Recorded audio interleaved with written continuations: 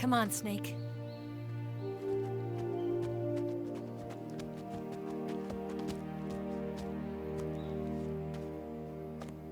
We made it. We made it. Over there.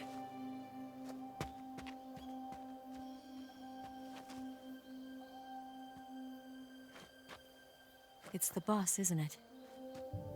I'll go get the wig ready to take off. Right. I'll leave you two alone. But come back in one piece, okay?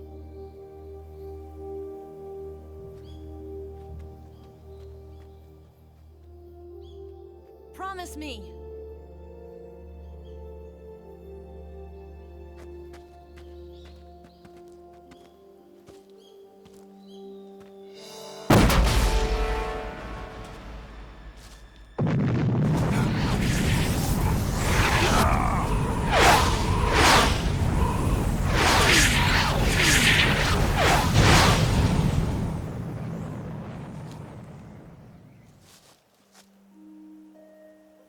Life's end. Isn't it beautiful? It's almost tragic. When life ends, it gives off a final lingering aroma. Light is but a farewell gift from the darkness to those on their way to die. I've been waiting, Snake, for a long time. Waiting for your birth, your growth, and the finality of today. Boss. Why are you doing this? Why? To make the world one again. The world used to be whole.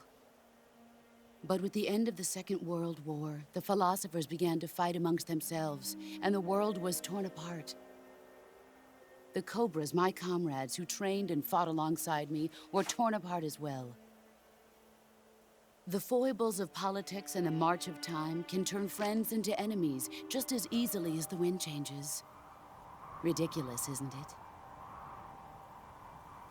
Yesterday's ally becomes today's opposition. And this Cold War? Think back. When I was leading the Cobras, America and Russia were fighting together. Now, consider whether America and Russia will still be enemies in the 21st century. Somehow I doubt it. Enemies change along with the times, the flow of the ages, and we soldiers are forced to play along. I didn't raise you and shape you into the man you are today just so we could face each other in battle. A soldier's skills aren't meant to be used to hurt friends. So then what is an enemy? Is there such a thing as an absolute timeless enemy? There is no such thing, and never has been. And the reason is that our enemies are human beings like us. They can only be our enemies in relative terms. The world must be made whole again. The philosophers must be reunited. I will devote my skills to that purpose. And with the Colonel's money, I will achieve that end. Just as I once created the Cobras. They are my family. I may no longer be able to bear children, but I still have a family. It was November 1st, 1951. I was in the Nevada desert participating in atomic testing. The name Nevada is derived from Spanish, covered in snow, white as snow. And snow is exactly what I saw in that Nevada desert. It froze my blood white. Snake, you were an atomic test subject, weren't you? On Bikini Atoll. That's part of the reason I was drawn to you. You and I are alike. We're both slowly being eaten away by the karma of others. we'll never have the chance to die peacefully of old age. We have no tomorrow. But we can still have hope for the future. In 1960, I saw a vision of the ideal future from space. 3 years earlier, the Soviet Union had succeeded in launching Sputnik, the first man-made satellite in history, into orbit. This came as a huge shock to the United States. In response, America threw everything it had into its own manned spaceflight project, the Mercury program. Even as the Soviets seemed poised to send their first man into space, America was still experimenting with chimpanzees and rockets. The government wanted human data. So they secretly decided to send a human being into space. I was the one they chose. At the time, they didn't have the technology to block out cosmic rays, and whoever they sent up would inevitably be exposed to heavy radiation. That's why they chose me. After all, I'd already been irradiated once. Of course, you won't find any of this in the history books. I could see the planet as it appeared from space. That's when it finally hit me. Space exploration is nothing but another game in the power struggle between the US and the USSR. Politics, economics, the arms race, they're all just arenas for meaningless competition. I'm sure you can see that, but the Earth itself has no boundaries.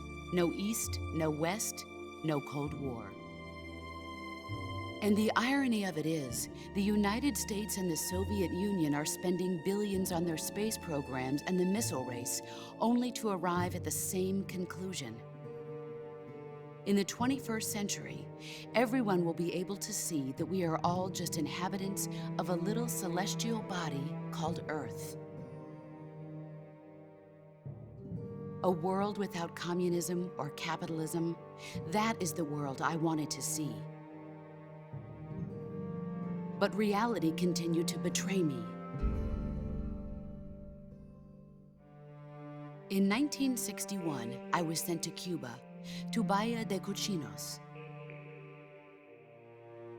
It was part of a CIA-sponsored invasion under the guise of taking Cuban exiles back to their country. But the US government betrayed them. Our weak-kneed president held back their air support. Defenseless, the exiles were annihilated by the Cuban army. All I could do was watch in silence. I was set up by the very country I'd sacrificed so much for, by the very government I dedicated my life to defending. I was driven from the surface world, and I went underground. Then, 2 years ago, I faced the Sorrow, my old comrade in battle. He was my friend. But one of us had to die. I was left with no choice. The Sorrow gave his life for me. There is no enmity between us. One must live, and one must die. That was the mission.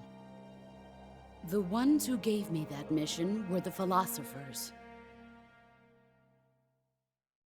Early in the 20th century, the true holders of power in the United States, the Republic of China, and the newly formed Soviet Union gathered together in a secret meeting that would later be known as the Wiseman's Committee. The secret pact they formed there marked the beginning of the philosophers. But the last of the original members died in the 1930s. After that, the organization began to run out of control, and the Wiseman's Committee degenerated into a mere shell of its former self. The philosophers of today have no sense of good or evil. Their influence extends to countries and organizations involved in every aspect of every war. They have become war itself. That's how they operate. The sacrifices of war cause a shift in the times. This shift leads to renewed conflict, and in turn triggers the next war. Like a nuclear chain reaction, each conflict sparks countless others, forming an endless spiral that will continue on for eternity. Do you understand what I'm saying, Snake? By consuming me and you, the philosophers intend to keep that cycle going forever. It was my father who explained all of this to me. He was one of them. You see, I am the last remaining child of the philosophers. But after he revealed the truth, my father was killed by that same shapeless, formless organization. And my father isn't the only thing the philosophers have taken from me.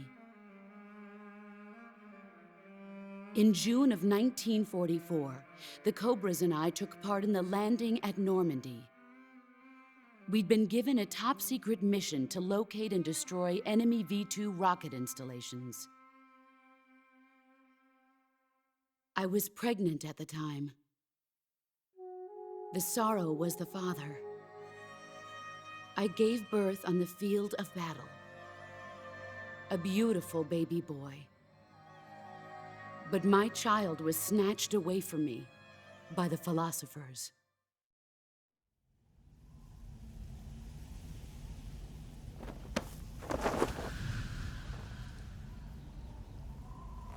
Look at this scar. This is proof that I was once a mother. I gave up my body and my child for my country.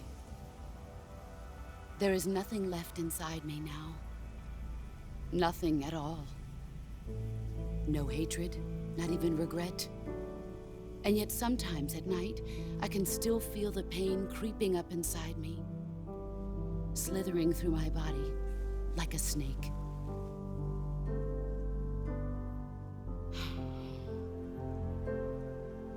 I've never talked this much about myself before. Thanks. Thanks for listening to me.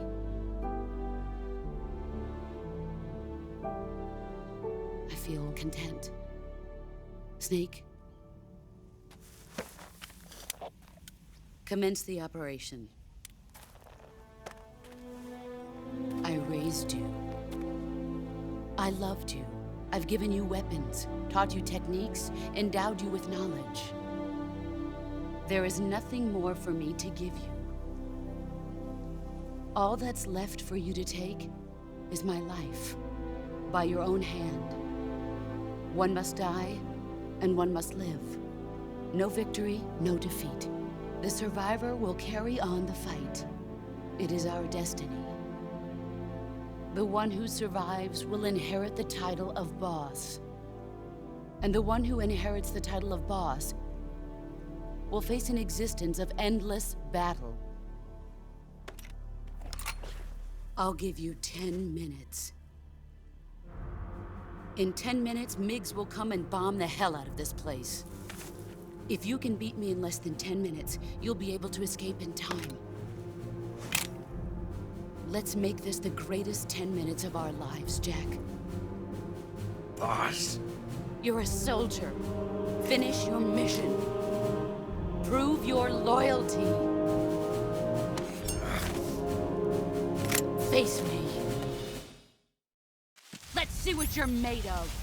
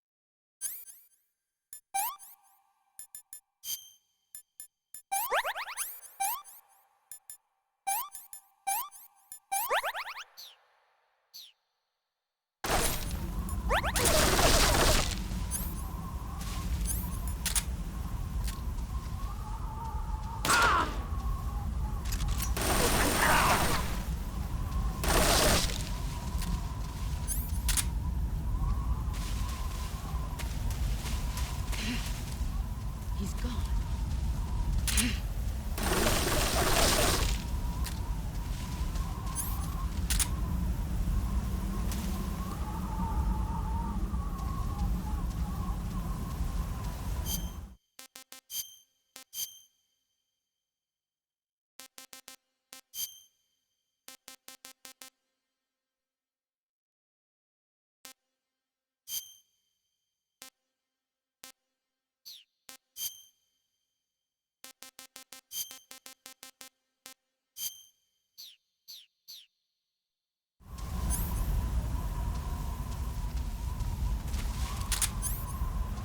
Where did you go?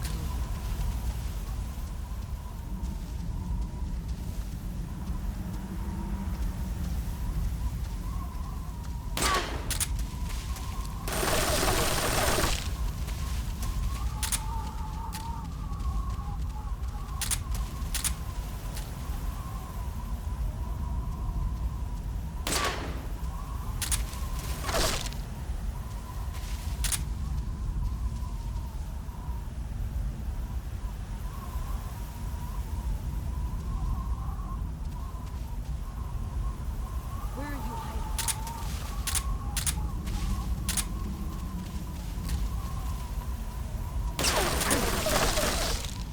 There he is.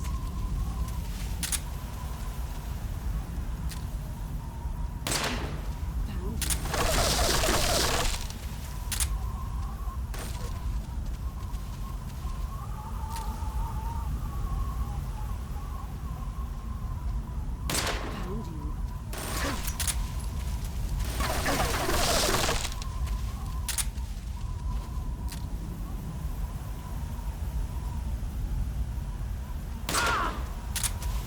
You've gotten stronger.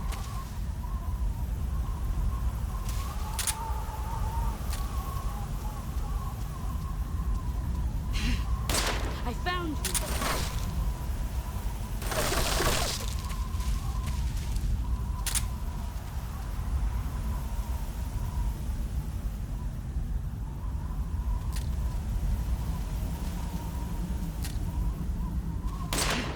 There you are. Let's see what you're made of.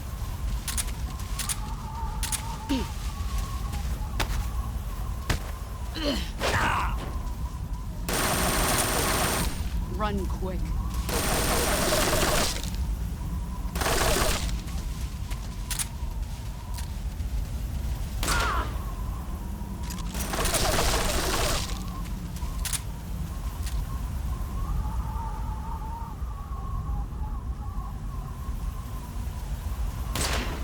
There you are.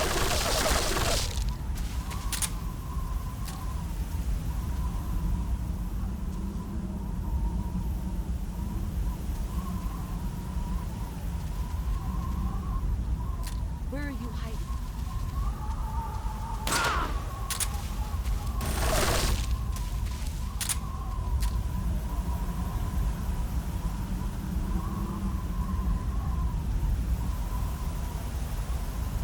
Let's see what you're made of.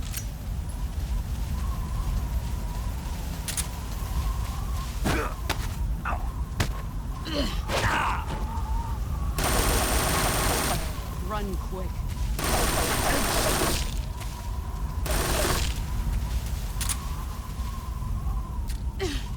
Let's see what you're made of. 5 minutes.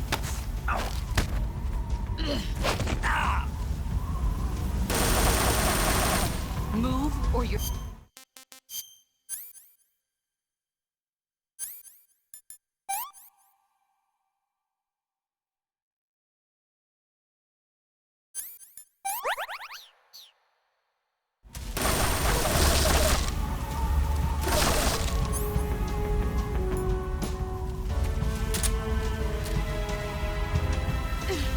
Let's see what you're made of.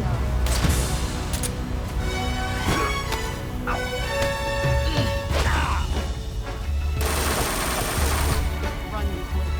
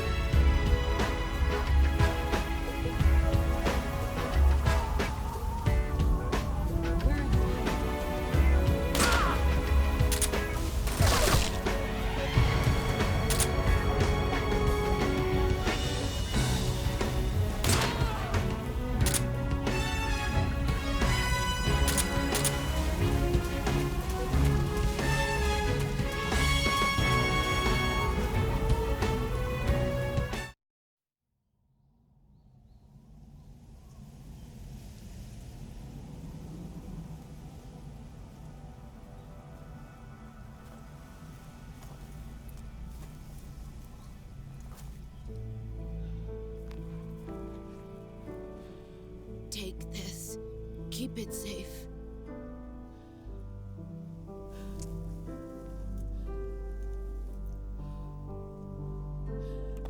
It's our only hope.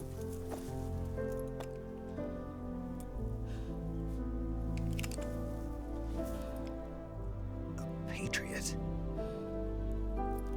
Why are you giving me this?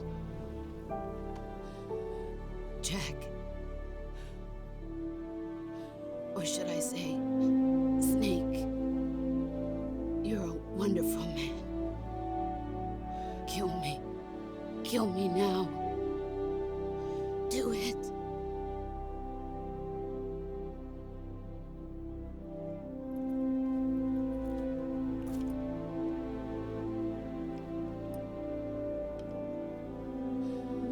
There's only room for one boss and one Snake.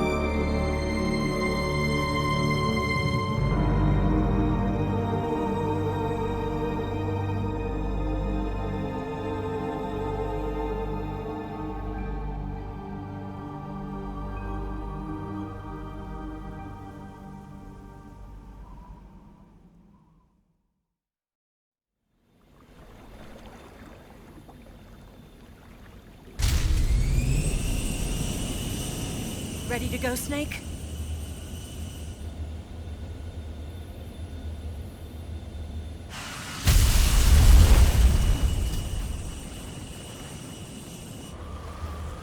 Are you okay?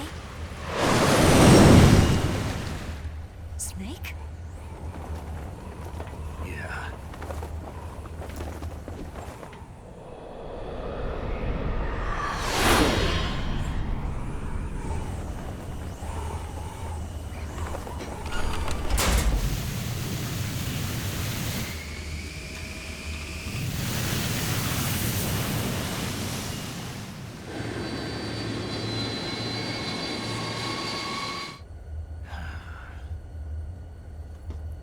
I told you you could trust me.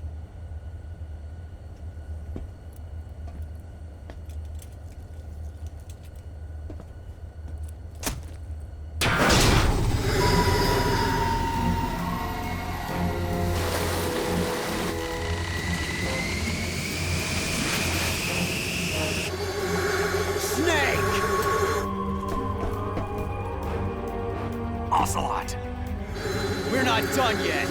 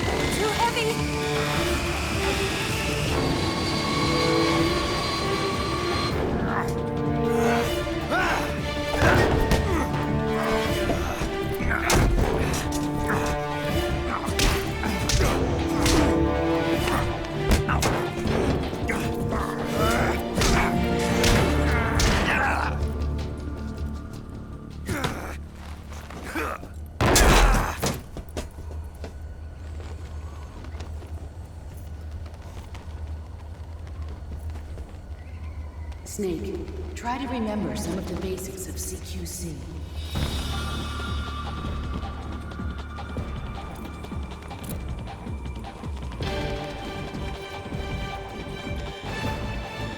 Not good!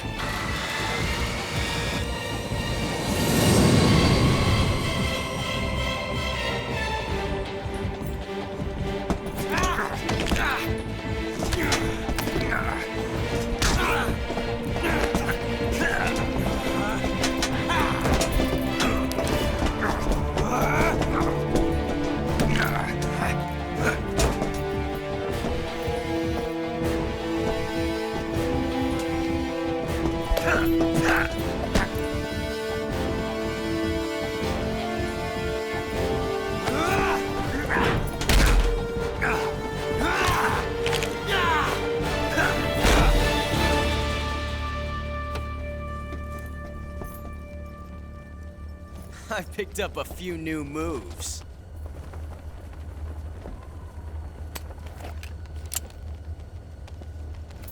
Huh. It doesn't feel right to shoot an unarmed man. But I'll get over it. Eva!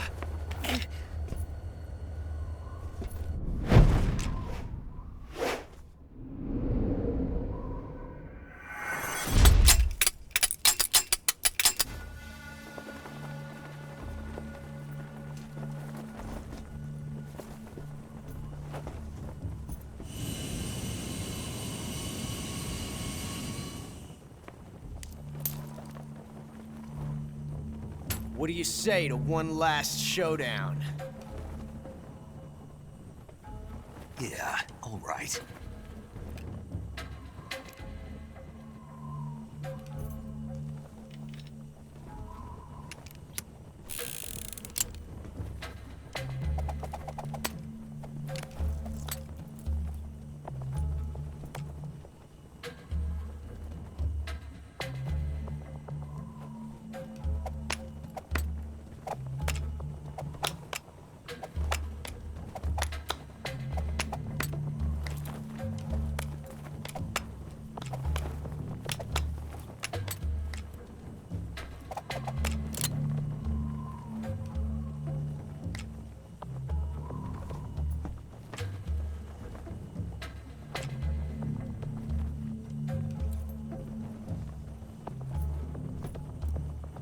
What's your name? Snake. No, not that name. You're not a snake, and I'm not an ocelot. We're men with names. My name is Adamska. What's yours? John. Very well, John. Plain name, but I won't forget it.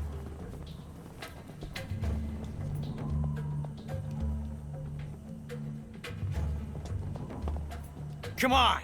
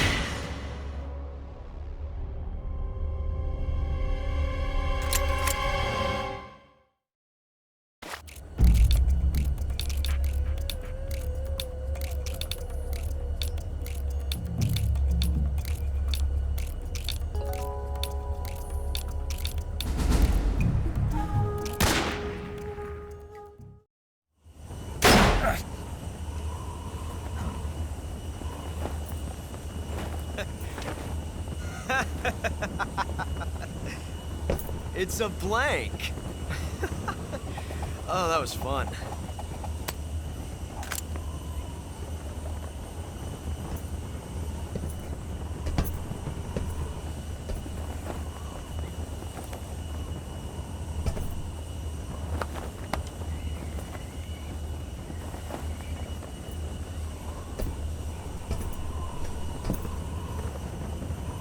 Until we meet again, John.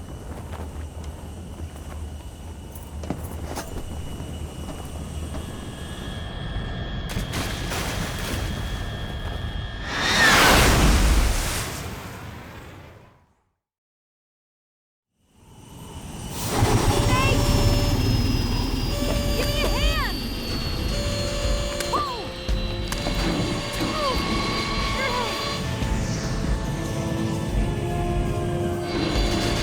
Come on, pull up!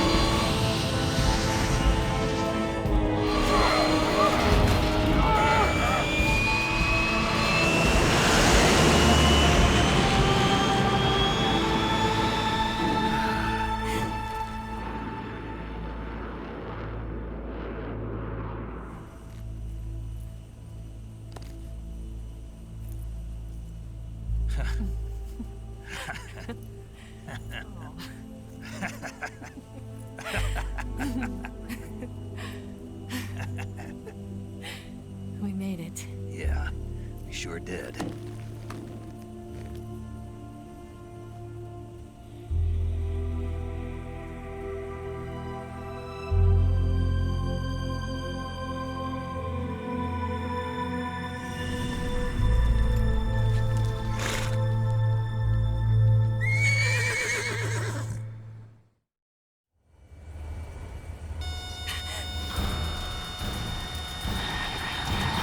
Oh no, Migs!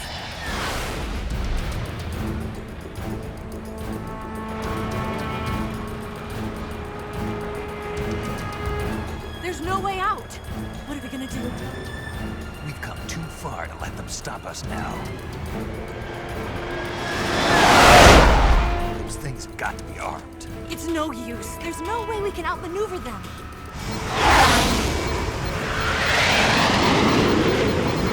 They're gonna shoot us down. We were so close. Weapon systems on. Locked on target. I got towed. You were great, Eva. Huh? Thanks.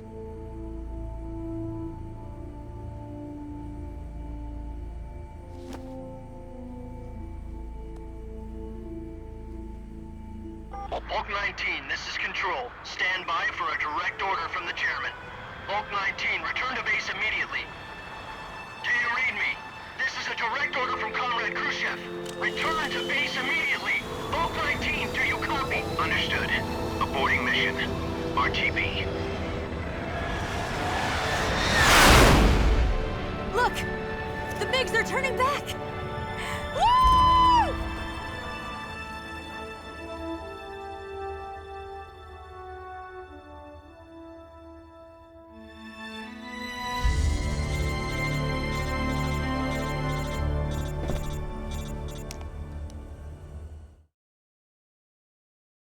Well done, Snake. The MiG's disengaged. Most likely under orders from Khrushchev. Is this his way of helping us? Who knows? Maybe he didn't want things to get messier than they already are. Or maybe he just wanted us to owe him one. The important thing is, you made it out alive. As long as Khrushchev is with us, I don't think they'll be coming after you. It should be smooth sailing all the way to Alaska. I'm sending someone out to Galena Base to meet you. To meet me? The DCI and the President himself are waiting at Langley. Don't keep them waiting.